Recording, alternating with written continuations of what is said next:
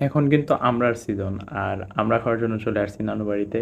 এবং আমাদের বিল্ডিংয়ের উপর কিন্তু অনেক বড় একটা আমড়ার গাছ, এবং আমরা প্রত্যেকবারে এখান থেকে একদম টাটকা আমড়া খাইতে পারি। সো আমরা যেহেতু একটু উপরে ছিল, নিচেও কিছু ছিল, বাট উপর থেকে পারলে সেগুলো একটু বেশি টেস্ট হবে আই থিঙ্ক। এই জন্য কী করলাম, একটা কুটা বেঁধে নিলাম।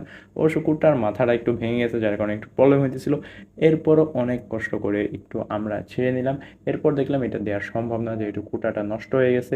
তাই হাত দিয়ে ছেড়ে নিলাম, অ্যান্ড অনেক লম্পঝম্প করার পর মোটামুটি ভালোই আমরা পাইছি।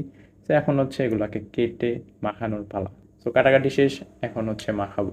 তো বিভিন্ন ধরনের মশলা দিয়ে দিলাম, ঝাল দিয়ে দিলাম, এখন এগুলাকে ঝাঁকিয়ে নিব যাতে পুরোপুরি মাখানো হয়ে যায়।